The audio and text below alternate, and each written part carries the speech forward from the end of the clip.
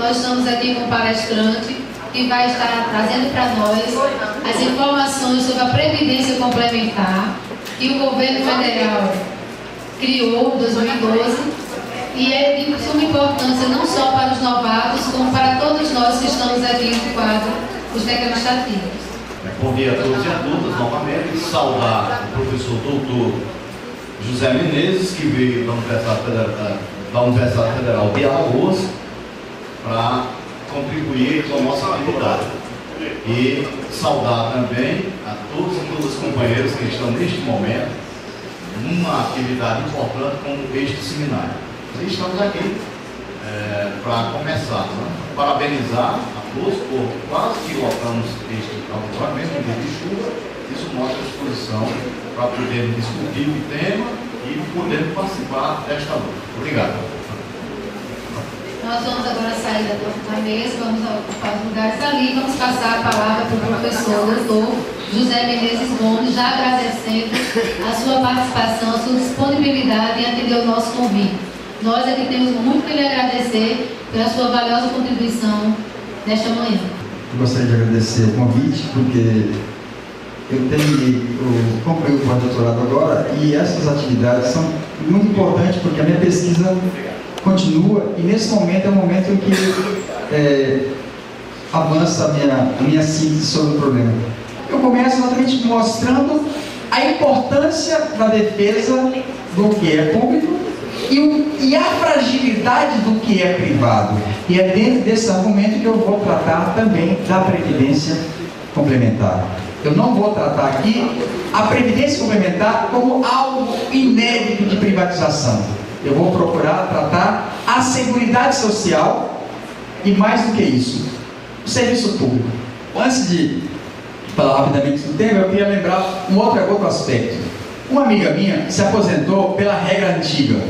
Ela era professora associada e passou para titular.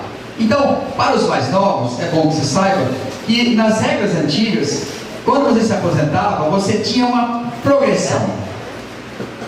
Então, nós temos hoje várias situações. Aqueles que têm direito à progressão, aqueles que não têm direito a mais à progressão, aqueles que só vão receber 80%, e todos eles vão ter que pagar 11%.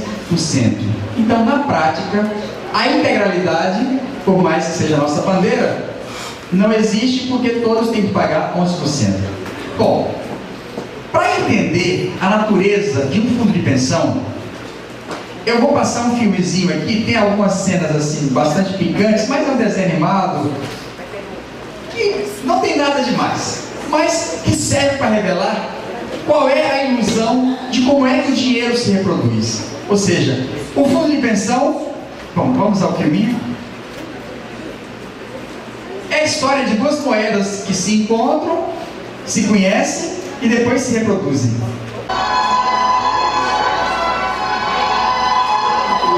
As moedas se encontram e começam a namorar.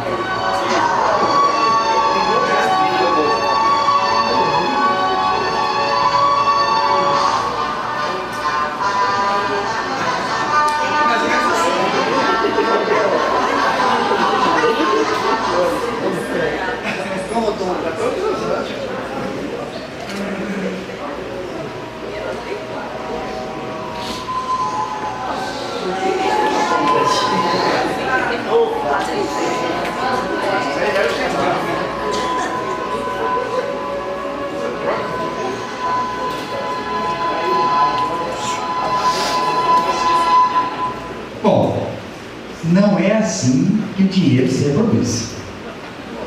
Se fosse desse jeito, os fundos de pensão não seriam tão danosos.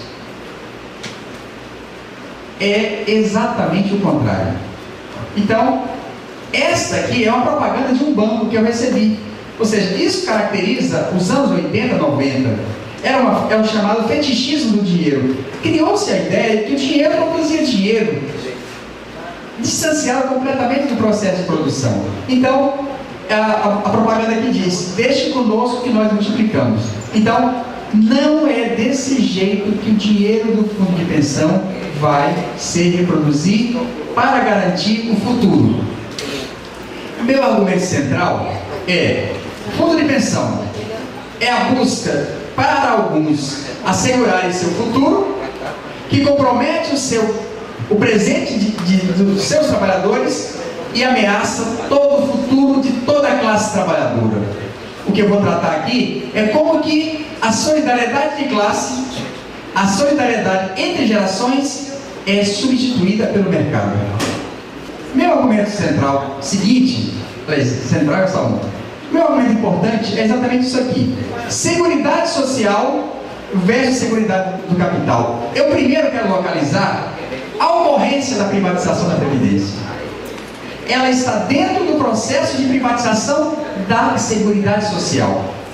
A luta nossa, nossa campanha aqui é contra a privatização da saúde. Então, não se trata apenas da privatização da Previdência, mas também da Seguridade.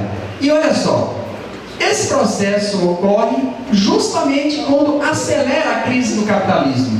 E aí eu estou dizendo, a Seguridade é para o capital. Ou seja, se as empresas estão com dificuldade, então desonera a folha. Se estão precisando de dinheiro, libera dinheiro subsidiado. Se o banco quebrou, estatiza. Se a empresa... Ou seja, ao mesmo tempo que o ataque é feito à Seguridade Social, com destaque para a Previdência, o dinheiro que não é repassado para a gente é repassado para os capitalistas em crise. Então, essa é a síntese que eu acho muito importante. Bom, mas como é que se extrai o excedente? Alguém aqui é capitalista ou pretende ser? Não, em casa. Mas como é que alguém ganha dinheiro? Para você ganhar dinheiro, você precisa ter dinheiro, comprar máquinas, equipamentos, contrata trabalhadores, produz a mercadoria, paga a esse trabalhador apenas uma parte do que ele vale, e é desse processo aqui, dessa imagem, é que sai o dinheiro. O dinheiro não vem da transa de uma moeda com a outra. O que eu sou, na verdade? Quando eu recebo meu salário, meu salário é o quê? É fruto da venda da minha força de trabalho. Então, este é o processo de extração da mais-valia.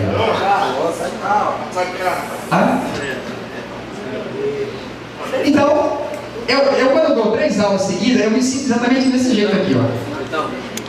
Espremido. Bom, então, olha só.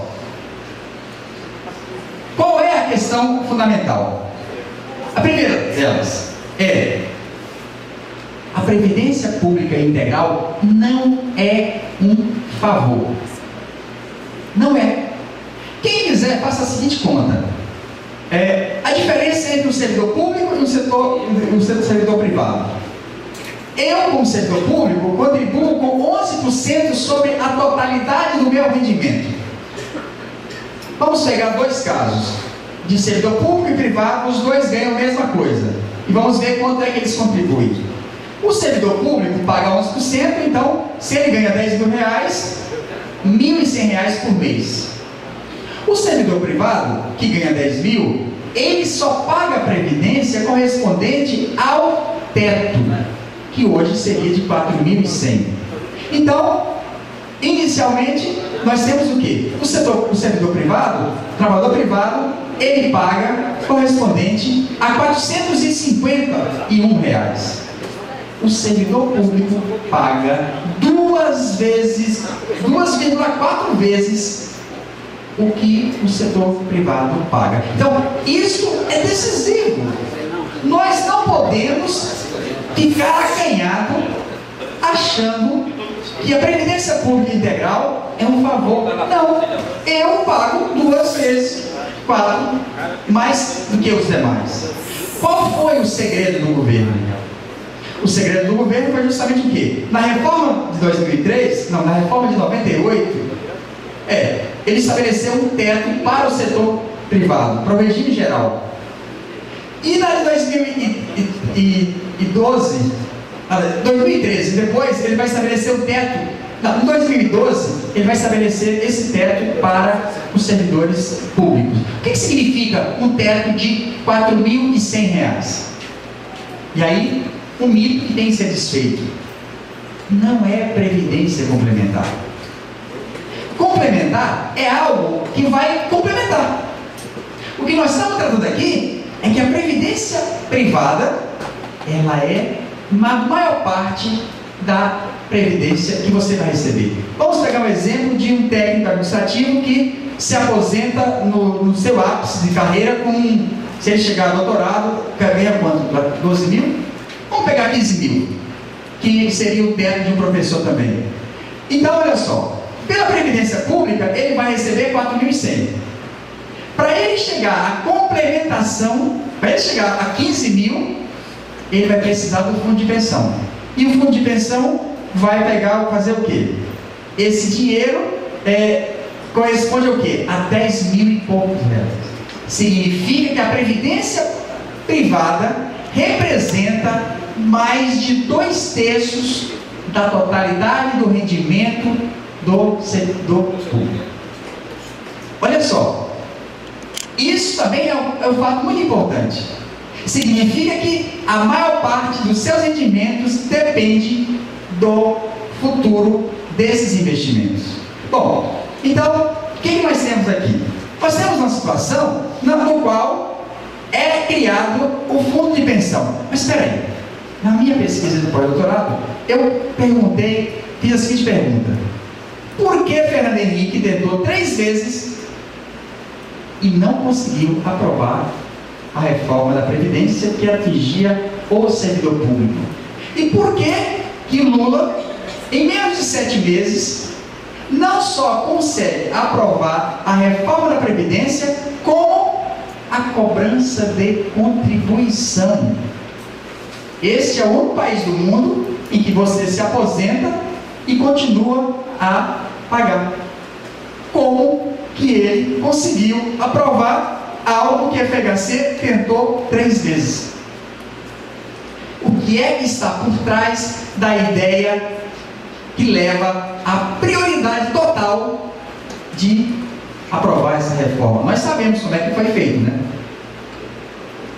Apesar de que muita gente ainda acha que não é bem assim, mas foi provado que todas as votações da reforma da Previdência, antes dela saía recurso, ou seja, o mensalão foi o mecanismo que levou ao processo de criação da Previdência complementar, que vai ser regulamentada em 2012. Agora, por quê? Qual é a ilusão que esse governo tinha? Aí eu voltei a 1977. Em 77 nós tínhamos o governo Geisel. O Geisel tinha que ilusão? Geisel passava por um momento em que o milagre brasileiro estava em crise. Ele tinha a ideia de que se criasse os fundos de pensão teriam poupança de longo prazo e esse dinheiro seria usado para investimento em ações que levariam à expansão da economia. Ou seja, o argumento do governo para justificar a privatização da Previdência era justamente esse: que o neodesenvolvimentismo seria o mecanismo por onde se teria o crescimento da economia. Então, a ilusão primeira, é a mesma da era Geisel. Essa ilusão já tinha sido desfeita nos Estados Unidos, porque nos anos 80 os fundos de pensão foram introduzidos lá e logo o que aconteceu? A economia não cresceu. A década de 80 ficou conhecida como década perdida. Bom, então vamos agora ver o que está por trás dessa fase chamada neodesenvolvimentista que o PT colocou isso como resultado do Lula. Eu tenho aqui o volume de compra de ações por investidores estrangeiros. Ou seja, em 2000 e 2001 teve uma crise nos Estados Unidos, a taxa de juros caiu, os fundos de pensão americanos perderam 4 trilhões de dólares, as bolsas como um todo perderam quase 35 a 40 trilhões, ninguém queria comprar as ações, os títulos da dívida americana estavam baixíssimos porque a taxa de juros chegou a 1%, e esse dinheiro começou a procurar outros locais para investimento. Então, olha só, aqui é o volume de compra de ações. Em 2003, estava em torno de 38 bilhões. Em 2004, 83, depois 212, 419, 410. Olha só, o que se chama de neodesenvolvimentismo não foi resultado de nenhuma ação do Lula. Pelo contrário, se antes os capitais iam para lá, eles passaram a vir para cá. Olha só agora, isso aqui é o desempenho da Bolsa de Valores de São Paulo. Olha só, em 2003, fruto desse deslocamento brutal de capitais vindo dos Estados Unidos, a Bolsa chegou a valer 22 mil pontos, depois foi para 26, 33, 44, 63 e chegou até 73 mil pontos. Então, esta foi a fase de auge de ganho dos fundos de pensão. Eles ganharam muito dinheiro aplicando em título da dívida pública e eles ganharam muito dinheiro com a especulação nas bolsas. E olha só, até então nós tínhamos fundos de pensão baseados em benefício definido. O que significa isso? Você sabe exatamente o que é que você vai receber quando você se aposentar. A partir do momento que a crise começou a se acelerar, criou-se outra modalidade, que é contribuição definida.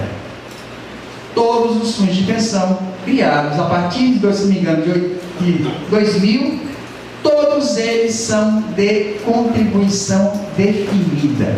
O que significa isso? Você sabe quanto você paga, você não sabe quanto que você vai receber. Então, este é um fato muito importante também. O tipo de fundo de pensão que surge hoje é um fundo de pensão já adaptado à crise. Mas quem é que quebra aqui? Não é propriamente um fundo de pensão diretamente.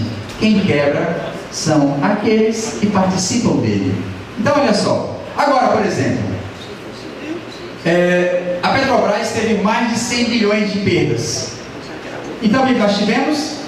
O FUNPRESP, que foi criado recentemente, tinha em torno de 100 milhões de iniciais de ativos. Metade disso aí deve ter sido aplicado em título da dívida pública. Mas a taxa de juros caiu. Então, o rendimento dos títulos públicos diminuiu. Então, houve um prejuízo de 120 bilhões para bancos e fundos de pensão. Então, o FUNPRESP pegou a outra parte e aplicou aonde? Em Vale do Rio Doce, Petrobras e a OGX. Vocês sabem que é a OGX, aquela empresa do Playboyzinho que quebrou. Então, pelo meu levantamento, o FUNPRESP hoje pode ter, talvez apenas dos 100 milhões adiantados, talvez ele tenha 60 a 50 milhões. Significa que foi perdido. E aí a pergunta é: se eu quero aumentar a contribuição, se eu quero aumentar o que eu vou receber, o que eu faço? Eu aumento o que eu vou pagar. Ou então, isso significa o quê? Significa que cada vez que houver uma crise nas bolsas, cada vez que houver qualquer problema, para eu manter aquilo que eu esperava, eu teria que fazer exatamente o aumento da contribuição. Mas olha só, o FUNPRESP é aprovado depois que já tinha fracassado fundos semelhantes na Argentina. Na Argentina, essa privatização aconteceu em 1995. Lá toda a previdência pública foi privatizada. Em 2001, a Argentina declarou moratória. Só que a maior parte dos títulos da dívida pública tinha sido adquirido pelos fundos de pensão da Argentina. O que significa isso? Você tem grande parte dos seus ativos, que era para garantir o seu futuro, você aplica em título da dívida argentina. Aí a Argentina vai declarar moratória. O que é moratória? Moratória significa não pagamento. Mas aí ela falou, olha, moratória, mas quem quiser renegociar, eu pago 25% do valor de face. Então, todo o dinheiro dos fundos de pensão argentino foi perdido 75%. 75%. Bom, aí depois que nós tivemos, em 2008, aí eles disseram, não vamos mais arriscar todo esse dinheiro em título da dívida pública. Levamos uma paulada. Vamos agora diversificar. E aí eles aplicaram em ações. E aí veio a crise de 2008. E em seguida veio a estatização. A previdência privada argentina foi estatizada porque ela perdeu muito dinheiro com a dívida e perdeu muito dinheiro com as ações. Mesmo assim, mesmo com essa experiência histórica, aconteceu no Chile, aconteceu nos Estados Unidos, aconteceu na maior parte dos países do mundo, a reforma da Previdência foi aprovada no Brasil. Quais são os regimes que nós temos? Nós temos o regime geral da Previdência, que é para os servidores, os trabalhadores do setor privado, e aí um alerta.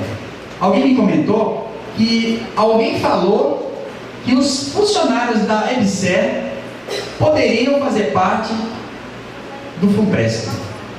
Isso não é possível. Por quê? Porque você tem regimes diferentes. O servidor público é regime jurídico único. O funcionário da EBSER é CLT. Você não pode ter o que se chama de fundo de pensão multipatrão, com multipatrocinador. Então, isso não é verdade.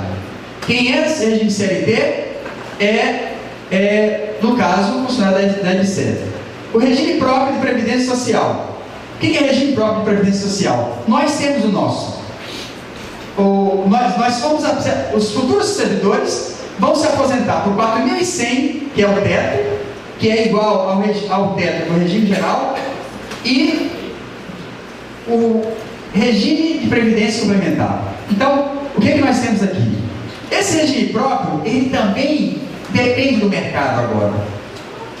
Antigamente, como é que funcionava? Funcionava o seguinte: uma geração financiava a outra. Existia um sistema de repartição simples. O que eles criaram? Ao criar o regime próprio de previdência social, acabaram com o regime, com essa solidariedade entre gerações. E aí o que nós temos? O que nós temos é justamente o seguinte: que uma geração, para garantir o seu futuro, esse dinheiro, mesmo sendo previdência pública, ele é aplicado em ações em título da dívida pública. A L-Previdência, que é o regime de previdência próprio de Alagoas, apostou todo o dinheiro em ações da Petrobras. Ou seja, mesmo a previdência pública está submetida ao processo de privatização. Bom, mas vamos procurar agora entender o que significa você entrar no fundo de pensão. Não é coisa qualquer, porque, como eu falei, dinheiro não se reproduz daquela forma, moeda namorando com moeda. Na verdade, o que você tem é a quebra de solidariedade de classe, por dois motivos. O primeiro, o rendimento desse fundo de pensão vai depender do aumento dos gastos com o juro da dívida pública.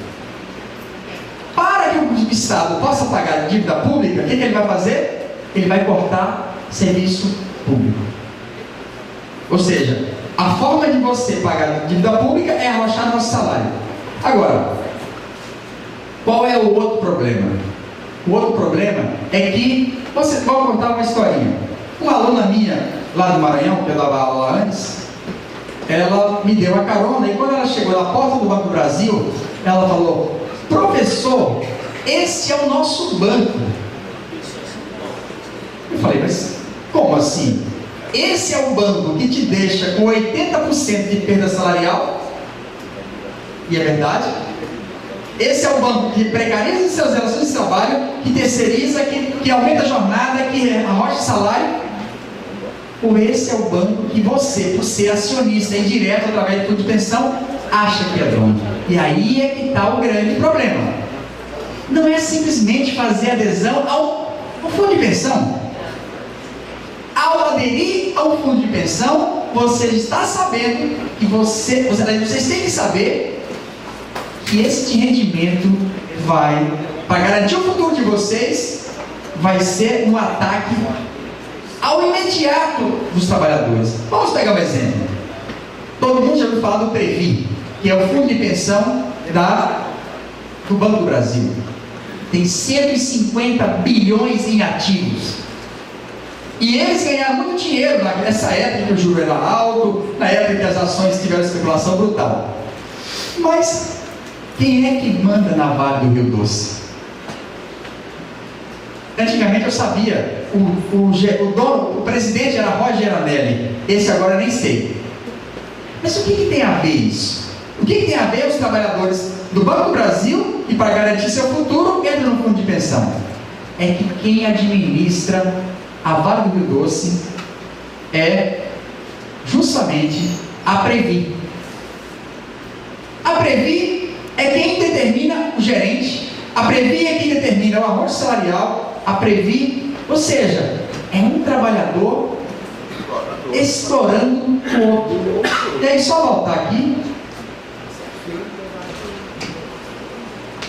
Antigamente era assim. Eram dois capitalistas extorquindo o trabalhador, aumentando a sua jornada, precarizando, levando a doença. Agora não. Agora nós temos de um lado o capitalista e do outro os grandes fundos de pensão. Agora, quem foi que privatizou as empresas estatais? Aí todo mundo vai dizer, foi a FHC. É um fato. Mas todas as empresas que foram privatizadas, elas foram privatizadas a partir dos fundos de pensão ligados ao PT-ACUT, junto com as empreiteiras e junto com o dinheiro do BNDES. A partir desse momento, os fundos de pensão tiveram uma aliança com os grandes capitalistas. Tudo bancado com dinheiro público. Por exemplo, telefonia. Todas as estatais, praticamente hoje, têm por trás dela os fundos de pensão. Os fundos de pensão estão por trás da privatização dos aeroportos, das rodovias, das ferrovias. Então, olha só, para garantir o futuro de alguns, os fundos de pensão começam o processo de privatização. O que significa isso? Quem for ao aeroporto de São Paulo vai saber. Olha, uma latinha de cerveja custa lá R$12. Em Maceió eu pago R$5,90.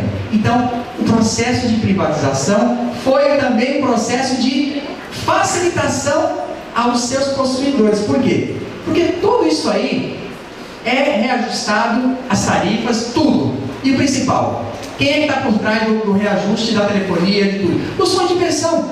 Tudo isso aí é reajustado pelo IGPDI. Então, mas agora, de onde é que veio isso? Como eu falei, não foi apenas a Previdência que foi privatizada. Foi a saúde, foi a educação, foi a segurança.